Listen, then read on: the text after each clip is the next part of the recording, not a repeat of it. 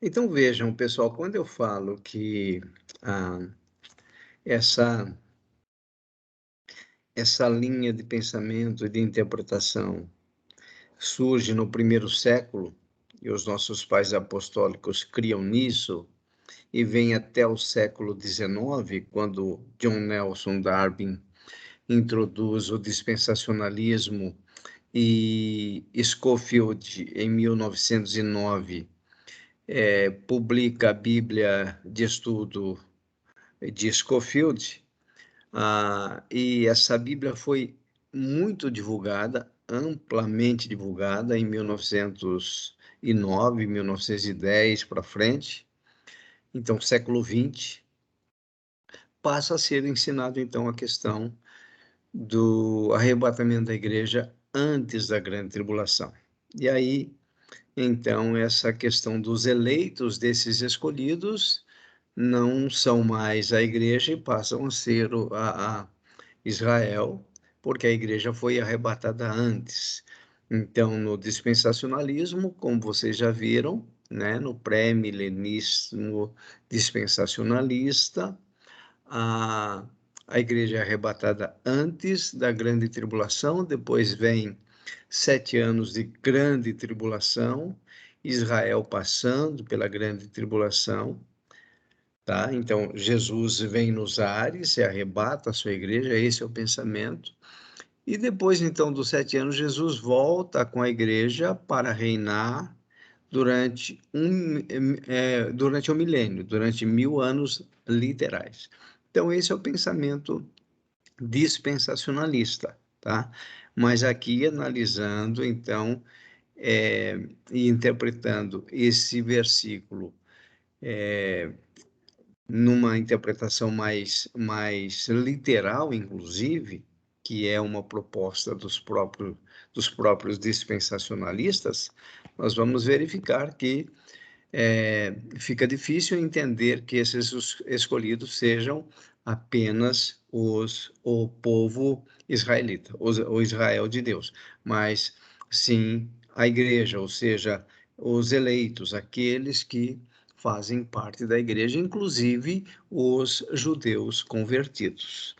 Caminhando então um pouquinho mais, aí quando a gente vai então para Apocalipse capítulo 6, então a gente vai ver que há um paralelo entre Apocalipse 6 e Mateus 24. Então a gente vai ver aí do versículo 12 ao 17 de Apocalipse o seguinte relato agora de João. Vi quando o Cordeiro abriu o sexto selo. Então tudo que está sendo relatado agora por João, tá? Já é a grande tribulação no seu final dela. Então, aqueles momentos finais da grande tribulação que está sendo relatado agora. Vejam só. Vi quando o Cordeiro abriu o sexto selo e sobreveio grande terremoto. O sol se tornou negro como saco de crina, a lua toda como sangue. As estrelas do céu caíram pela terra, como a figueira, quando abalada por vento forte. Deixa cair os seus figos verdes. E o céu recolheu, e o céu recolheu-se como um pergaminho quando se enrola. Então, todos os montes e ilhas foram movidos do seu lugar. Então, a terra aqui sendo sacudida. Os reis da terra, os grandes, os comandantes, os ricos, os poderosos e todo escravo e todo livre se esconderam nas cavernas e nos penhascos dos montes. E disseram aos montes e aos rochedos: Cai sobre nós e escondei-nos da face daquele que se assenta no trono e da ira do Cordeiro. Vejam aí essa frase, ira do Cordeiro.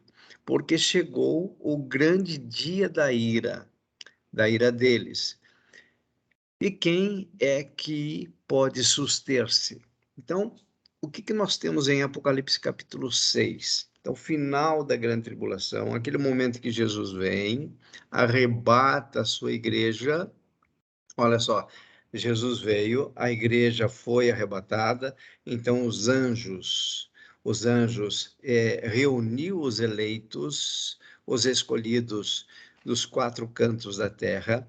A igreja então encontra-se com Jesus nos ares, tá? Isso tudo é visível, não é secreto. Então, o mundo está vendo esses acontecimentos. Então, a igreja está sendo arrebatada, finalzinho da grande tribulação. A igreja já não está mais aqui, então, e é derramada a ira do Cordeiro.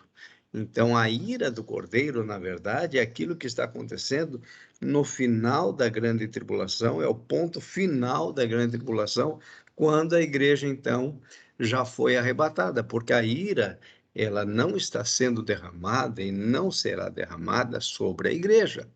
Como nós já vimos, Paulo deixa muito claro que nós não fomos destinados para a ira.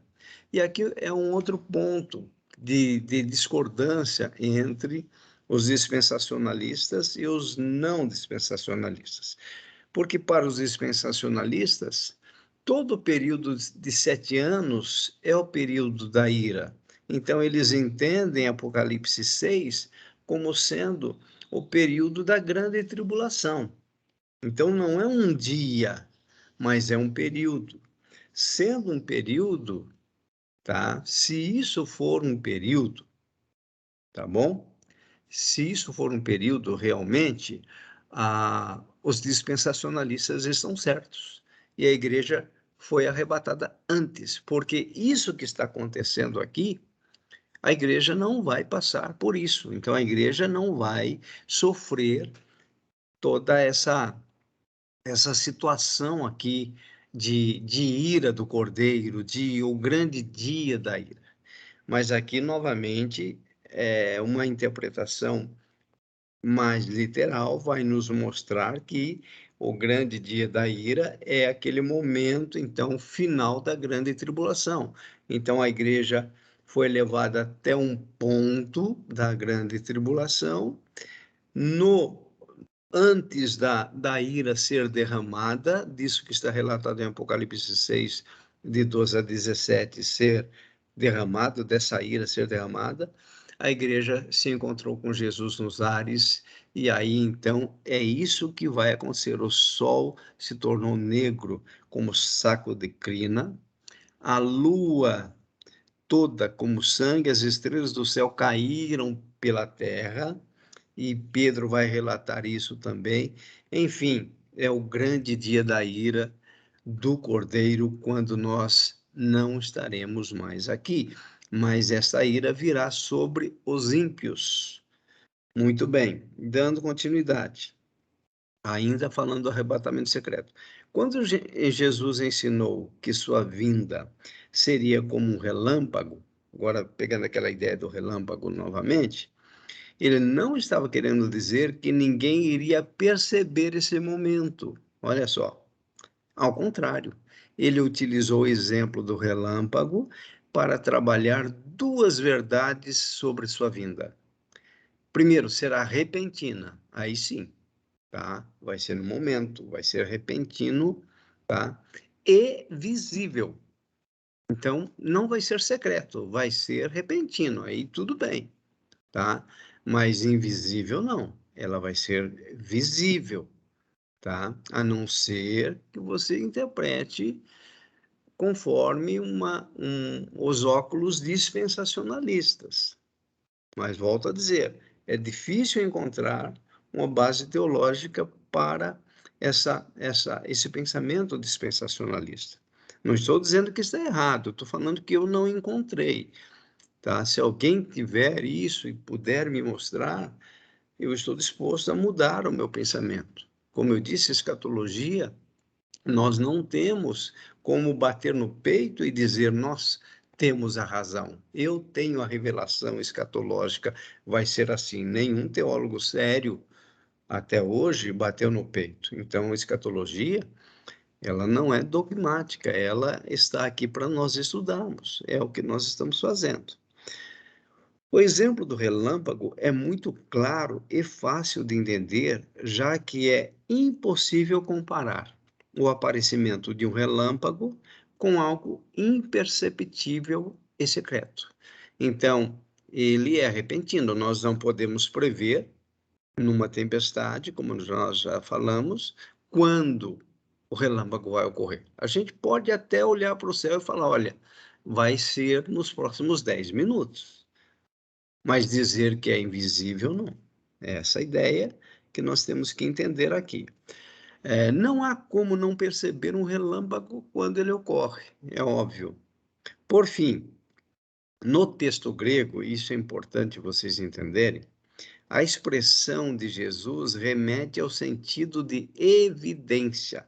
Então, quando Jesus fala lá a questão do relâmpago, é uma evidência, um evento perceptível e sem ambiguidade, porém, sobretudo, repentino.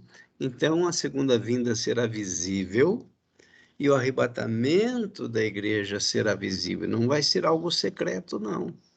Tá? Vai ser visível. Todos verão e será, segundo esta análise que nós estamos fazendo, será no finalzinho da grande tribulação, quando depois, então, virá o dia do juízo relatado em Apocalipse capítulo 6.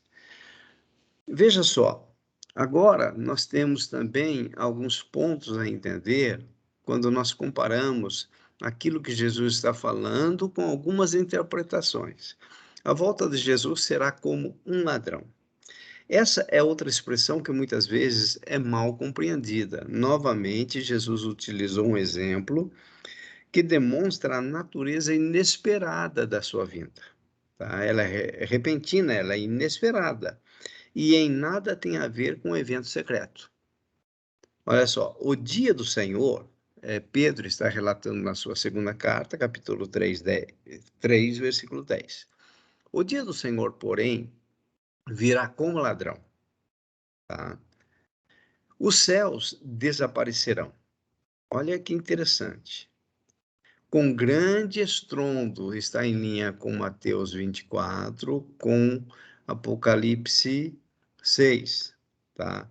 Os céus desaparecerão com grande estrondo. Aqui ele está falando do dia da ira. Os elementos serão desfeitos pelo calor. Olha aí. E a terra e tudo que nela há será desnudada. Então, é o finalzinho lá da grande tribulação, a igreja se encontrando com Jesus nos ares, sendo arrebatada, os anjos recolhendo então os eleitos dos quatro cantos da terra, a igreja sendo arrebatada, e aí agora o dia do Senhor vindo como ladrão. E aí então nós temos esse dia, o dia da ira sendo derramado sobre os ímpios, porque nós aqui não estaremos. Ainda, a volta de Jesus será como um ladrão. Na primeira carta de Paulo aos Tessalonicenses, capítulo 5, de 1 a 4, ele vai dizer o seguinte: irmãos, quanto aos tempos e épocas, não precisamos escrever-lhes, pois vocês mesmos sabem perfeitamente que o dia do Senhor virá como ladrão à noite. Quando disserem paz e segurança, então, de repente, a destruição virá sobre eles.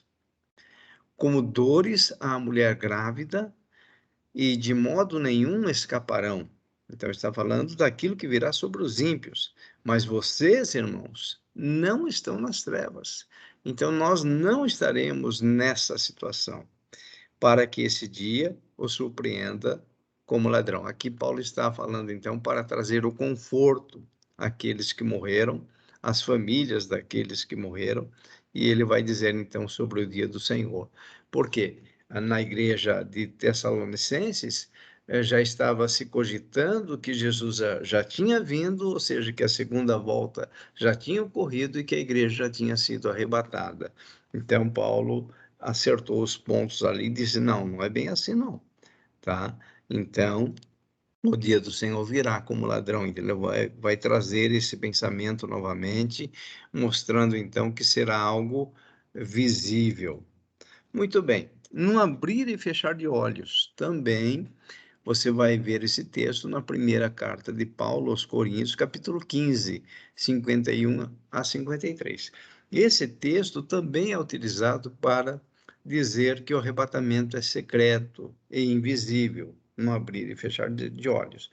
Porém, o que Paulo está falando aqui é a respeito da glorificação do nosso corpo, que vai ocorrer segundos antes do arrebatamento. Olha só, nesse texto, o que Paulo está tratando é a questão da imortalidade e o caráter sobrenatural e misterioso desse momento. Pois pessoas que já morreram terão seus corpos ressuscitados instantaneamente, revestidos de incorruptibilidade ao soar da trombeta, juntamente com quem estiver vivo na ocasião. Então, é isso que nós temos de ensino. Então, no momento em que Jesus vier na sua segunda vinda, os mortos ressuscitarão primeiro, receberão corpos glorificados, nós, os vivos que estivermos, também seremos transformados, receberemos corpos glorificados. Esse corpo é mortal, é corruptível, é isso que Paulo está dizendo, mas nós seremos revestidos de incorruptibilidade. Então, aqui ele não está falando do arrebatamento secreto, mas ele está falando desse momento imediato de transformação de corpo natural para um corpo glorificado, de corpo corruptível para um corpo incorruptível. Então, feito isso, os mortos ressuscitados em Cristo, tendo seus corpos glorificados, nós também recebemos naquele momento, num piscar de olhos, o nosso corpo glorificado, aí sim seremos arrebatados, mas será isso tudo visível e percebido por todos. Ainda, dizemos a vocês, aí Paulo novamente, na sua primeira carta aos Tessalonicenses, dizemos a vocês, pela palavra do Senhor, que nós, os que estivermos vivos, os que ficarmos até a vinda do Senhor, tá? Então, veja, ele não vai, na Bíblia não vai dividir a vinda do Senhor em uma vinda secreta e uma outra vinda depois da grande tribulação. A gente não consegue encontrar isso biblicamente falando. Então, ele vai dizer, nós, os que estivermos vivos, os que ficarmos até a vinda do Senhor, certamente não precederemos os que dormem. Pois, dada a ordem com voz do arcanjo e ressoar da trombeta de Deus, o próprio Senhor descerá do céu. Então, aquele momento da segunda vinda, e os mortos em Cristo ressuscitarão primeiro. Veja que não é qualquer morto que vai ressuscitar. Os mortos em Cristo ressuscitarão primeiro. Depois disso, os que estivermos vivos, nós em Cristo, que os que estivermos vivos, seremos arrebatados, mas antes do arrebatamento é aquele momento, num piscar de olhos, que o nosso corpo será glorificado. Então, nós, os que estivermos vivos, seremos arrebatados juntamente com ele ou com eles nas nuvens, para o encontro com o Senhor nos ares. Então, esse encontro realmente vai ocorrer, porém, ele não é secreto. Não há essa possibilidade de ser algo secreto. E assim estaremos com o Senhor para sempre. Consolem-se uns aos outros com estas palavras. Novamente aqui, essa ideia para o encontro com o Senhor nos ares. Vamos pegar agora somente essa frase e vamos olhar no texto grego. Então, essa frase é a expressão grega eis apantensin tu kyrion. Tá? Essa é a expressão grega, eis apantensin tu Kyrio. E o que significa isso? Veja lá. É a expressão antiga para se referir às boas-vindas cívicas de uma visita importante, ou para saudar a entrada triunfante de um soberano na cidade. Por exemplo, quando alguém de muita autoridade visitava uma cidade, os principais cidadãos saíam ao seu encontro para acompanhá-lo na última etapa do caminho. Então, aqui está mostrando, tá, essa expressão que nós estaremos indo ao encontro de Jesus, como ele vindo triunfantemente sobre as nuvens, e nós então indo para encontrá-lo, a encontrar essa autoridade. É a mesma expressão, ou melhor, a mesma expressão é utilizada na parábola das 10 virgens, onde as virgens saíram ao encontro do noivo. Então, você tem também essa expressão, eis apantensem tu Kyrion. Pelo costume da época, o noivo ia à noite até a casa da noiva, e as virgens encontravam o noivo no caminho com uma recepção festiva e o acompanhava voltando até a casa da noiva. Então é essa a ideia dessa palavra, ao encontro com o Senhor nos ares. Então é algo festivo, é algo que estará acontecendo, nós estaremos sendo arrebatados, encontrando com o Senhor nos ares, porém, o dia do Senhor, o dia da ira do Senhor, será imediatamente lançado, então, sobre a terra, sobre os ímpios. E aqui também tem um ponto polêmico, essa questão de Mateus 24, 37 e 40, onde fala um será levado e outro será deixado. Então, vamos entender isso aí também. Você tem isso relatado aí. Pois assim como foi nos dias de Noé. Então, não dá para pegar o versículo isolado sem analisar o contexto. Pois assim como foi nos dias de Noé, também será a vinda do Filho do Homem. Olha só. Porquanto, assim como nos dias anteriores ao dilúvio, comiam e bebiam, por isso aquela ideia de vigiar, tá? E não levar uma vida desregrada, comiam, bebiam, casavam e davam-se em casamento até o dia em que Noé entrou na arca. E não o perceberam. Não perceberam a entrada de Noé na arca, tudo bem. Senão quando veio o dilúvio e os levou a todos. Então, quem foi levado pelo dilúvio? Os ímpios. Não foi o justo Noé e sua família que foi levado pelo dilúvio. Foram os ímpios. Assim será também a vinda do Filho do Homem. Aí vem o versículo 40. Então, dois estarão no campo, um será tomado.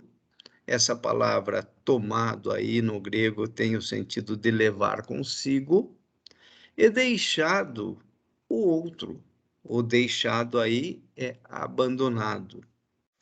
Duas estarão trabalhando no moinho, uma será tomada, ou seja, será levada, e deixada, ou seja, abandonada a outra. Aqui não significa dizer, importante nós entendermos, que o que Jesus estava dizendo, que vamos imaginar marido e esposa, que no dia do arrebatamento um dos dois vai ser levado e o outro não. Se os dois são crentes no Senhor, os dois vão ser arrebatados. Nós não temos dúvidas. Se você está com seu amigo é, passeando em algum lugar ou no campo, como ele diz aqui, se você e seu amigo são crentes no Senhor, os dois serão arrebatados. Tá? Essa é a ideia. O que Jesus está dizendo aqui é o seguinte: é da mesma forma que ocorreu nos dias de Noé. Então, a pressão foi aumentando, tá? A pressão foi aumentando até que veio o dilúvio, Moisés entrou na arca e o próprio Senhor fechou a porta da arca. E os ímpios não puderam entrar. E então, aquele momento do dilúvio é o julgamento do Senhor, e é a ira do Senhor vindo sobre os ímpios. Aqui é a mesma ideia.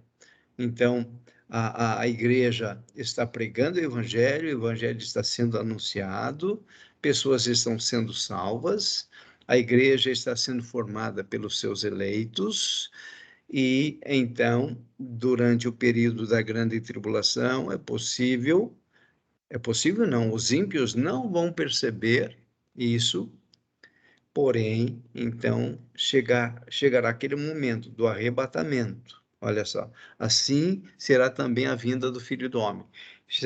Chegará aquele momento que Jesus virá sobre as nuvens. Naquele momento, nós seremos arrebatados. E aí, então, as águas do dilúvio, vamos dizer assim, na verdade, a ira, o dia da ira do Senhor, pegará todos os ímpios. Apocalipse 6. Muito bem, novamente aí essa passagem agora de Apocalipse 1, 7 a 8, que deixa muito claro que todo olho verá. Olha só, eis que vem com as nuvens. Jesus vem com as nuvens. E todo olho o verá. Até quantos ultrapassaram? Aqui dá a entender que até mesmo aqueles que causaram toda aquela situação de crucificação, de sofrimento de Jesus, todos aqueles que ultrapassaram, verão. E todas as tribos da terra se lamentarão sobre ele. Olha só. Certamente, amém.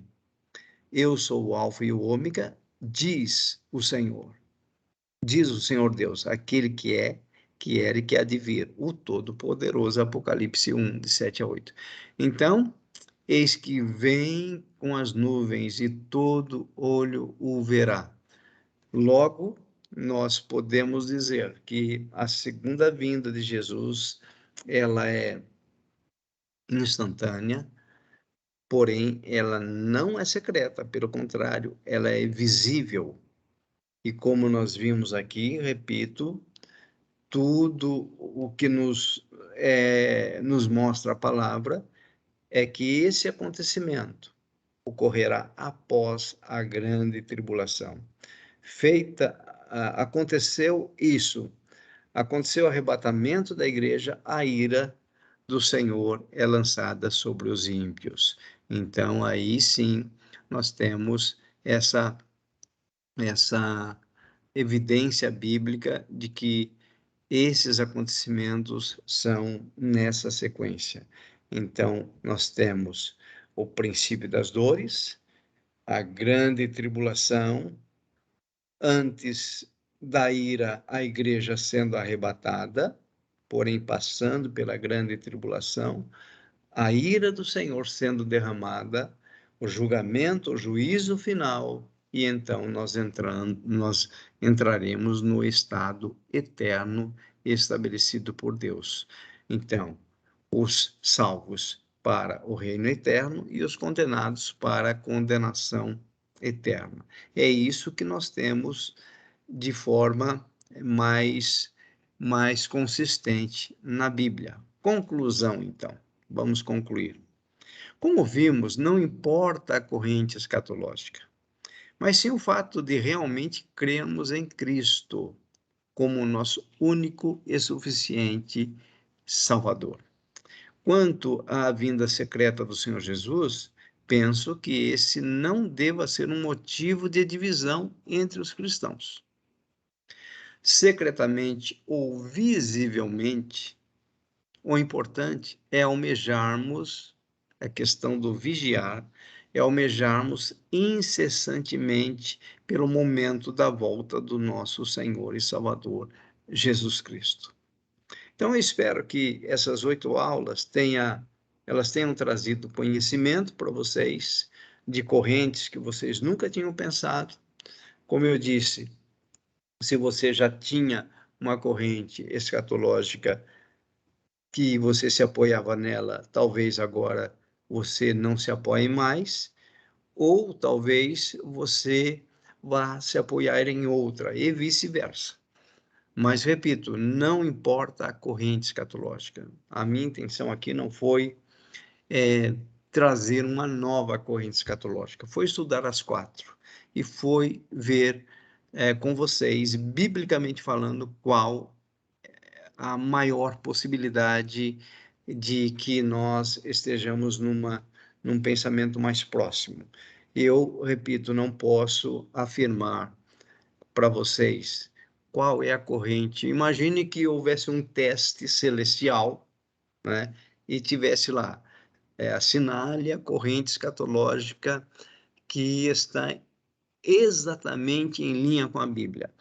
Pré-milenismo dispensacionalista, pré-milenismo histórico, pós-milenismo ou amilenismo,